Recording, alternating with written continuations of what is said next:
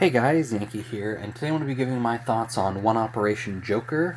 This is a 3-volume manga series, sort of like a collaboration between Kodansha and DC Comics. I think Kodansha published and funded them in Japan, and then DC is the one publishing them here in English. But on the spine, you'll see both the DC logo and the Kodansha logo. Which apparently Kodansha has a new logo, and I really think it's ugly.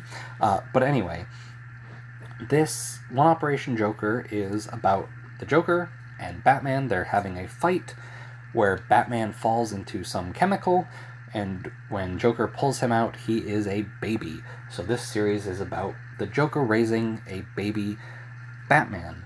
And so for both of these manga that I picked up, One Operation Joker, Superman vs. Meshi, they both feel like the people at Kodansha, it's the same writer too, so maybe it was the writer's idea, but where he looked at some sort of popular manga genres right now, where for One Operation Joker, it's like baby raising, child raising manga is kind of popular, like Spy X Family, where it's a spy thing, but they're raising a child, or in the case of Superman vs. Meshi, it's food manga are popular, tons of manga about people eating food, let's do that with Superman. So it feels very, like, gimmicky. Like, they had the gimmick of, like, alright, we're going to do this, but with DC characters. And you can kind of feel that in this book. I think One Operation Joker turned out the best of the two, because I think the premise is just better. Joker accidentally turns Batman into a kid. Joker needs Batman to survive, basically, right? Like, the Joker's all about the dance. He doesn't necessarily want to win or lose permanently. He is there to just sort of duke it out with Batman. And so Batman's gone now. He's a child. What does the Joker do? Well, I have to raise this kid to become Batman so we can get back to that. And that premise works really well, and you get a lot of funny scenes with that, on top of the sort of probably more standard, like, things that come up in child raising manga, like, oh my goodness, diapers cost so much money, or, oh no, I have to sign him up for daycare so I can go do crimes. Like, those things are probably more universal to this genre, whereas the Joker getting annoyed when Bruce is playing with certain toys. It's like, no, you can't play with this doll, you have to play with this truck, alright? You have a Batmobile, you have to like cars, you have to grow up to be Batman, so you have to like cars, you can't have this. Things like that are funny, and I think that's where a lot of the humor comes in like, the humor comes in from the two sides, right? Like, the baby raising stuff, and then the specifically needing to raise him to be Batman stuff. And then you get the other side, like a third side. There's 3 sides where the Joker is slowly sort of coming to like being a parent, where you get some comedy out of that, where, like, oh no, I've been raising him so long, I've gotten used to this. This is, I shouldn't be doing this. I shouldn't be, what is the word? Domesticated. There it is. Right?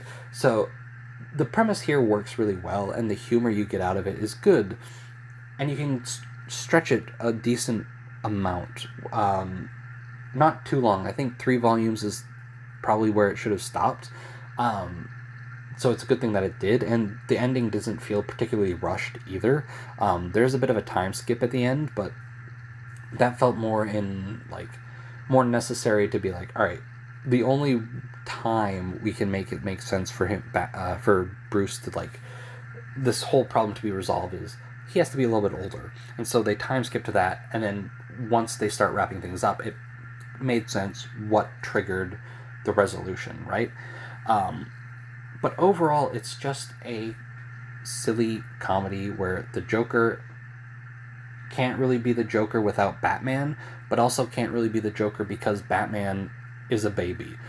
So there's one scene in particular where they go to rob, like, a bank or something, and the Joker has to stop everything because the daycare where he's signed Bruce up calls and says that he's sick, and so he has to rush off to go get him. Things like that.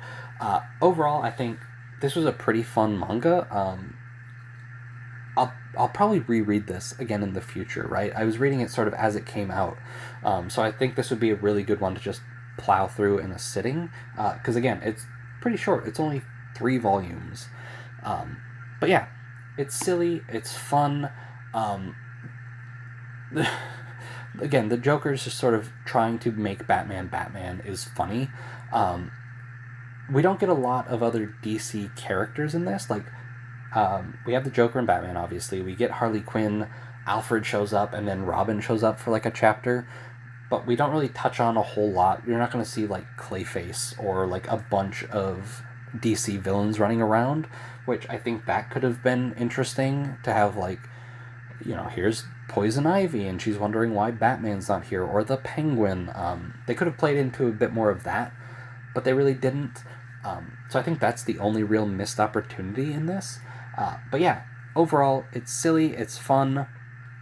If you've read any of those weird Silver Age comics where superheroes get turned into babies all the time, I think it was Legion of Superheroes in particular where they were always turned into babies, you might like this because it's just silly, it's light. I think if you read this on top of something more like current, if you're reading current Batman and you're like, all right, we're 6 issues into this arc, I just need to chill out for a little bit, get something like low stakes and just fun, I think One Operation Joker is a good place to go. So yeah, those are my thoughts. Fun little manga. Thanks for watching, and I'll see you guys next time.